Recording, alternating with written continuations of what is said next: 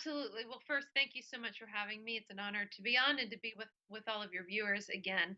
Yesterday was a very important and very pivotal first step in a process of a new strategic dialogue between the United States and the government of Iraq. We encouraged this new strategic dialogue in April, and we were very excited that the government of Iraq was willing to take us up on the offer. Unfortunately, because of the pandemic, this was virtual, but still very successful. And we, of course, know that we hope to have the next round of the strategic dialogue this summer as well. So, what we are really focused on in the United States with our relationship with Iraq is really moving to the next level. And, the military and security relationship will always be important, but now we're incredibly focused also on the diplomatic, the political relationship. But of course, what's also very important to American businesses is the economic and financial relationship with the government of Iraq as well. We really want to pivot into a new era, into a new phase with our relationship with the government of Iraq, into a phase where we're really focused on the stability and the security of Iraq, and making it a place that's hospitable and open for business. Well, I think that it's incredibly important for us to promote the stability and security of Iraq, but especially important to promote democracy in Iraq. The American people have been committed to Iraq for almost 2 decades now. The American people have experienced loss of American lives there. We've had not just our military members, but members of our diplomatic corps as well that have done many tours in Iraq. And I think the American people are very committed and want to see a prosperous and stable Iraq. We believe that the Iraqi people deserve to have the same sort of freedom and choices that the American people have.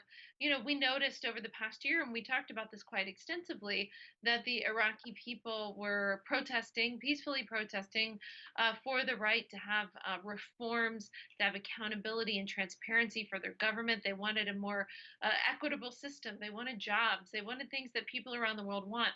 So, what has been incredibly important to us is to have a relationship with this new government, to insist that the demands of the Iraqi people for these reforms are met. So that's something that we will continue to push.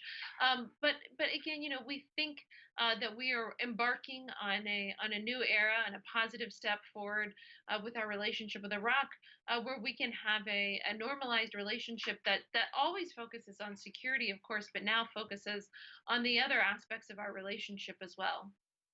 Well, we know that all of our partners in Iraq, the Kurds especially, Iraqi government forces, and all of our coalition partners, we accomplished something pretty amazing over the past several years in Iraq, and that is the territorial defeat of the caliphate of ISIS. This is something that many in the world weren't sure if we were going to be able to accomplish, and we did it together. That's incredibly important. We know that the threat of ISIS still remains. And so that's why the United States is committed from a security perspective. We are committed to making sure that we have the final defeat of ISIS, and we'll remain committed to Iraq until that happens. So again, now we're moving forward to that strategic dialogue. We had a lot of entities represented there yesterday, as you mentioned, representatives from the KRG, the government of Iraq, the Ministry of Foreign Affairs. On our side, we had some of our most senior diplomats in the entire U.S. government. We also had Department of Defense, Department of Treasury, and other agencies as well. So we really look at this as a holistic, whole of American government approach towards our new and continuing relationship with the new government and the new prime minister. Well, we'll see. We are definitely looking forward to having the next round. Because of the pandemic, it's been hard for all of us, Americans, Iraqis, and people around the world to travel the way that we used to.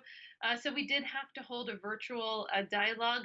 We will do that again if necessary, but obviously we hope that the world gets into a more safe place from a public health perspective so that we can begin meeting in person. But until then, we'll do everything that we can to continue to move this strategic dialogue forward. Good question. So we think that there's always a lot of hope and opportunity and excitement whenever a new government is formed, and we're certainly at that place with this new government as well. But what we will continue to reiterate to this government is the same thing that we reiterated to the last government, which is that you have to be accountable.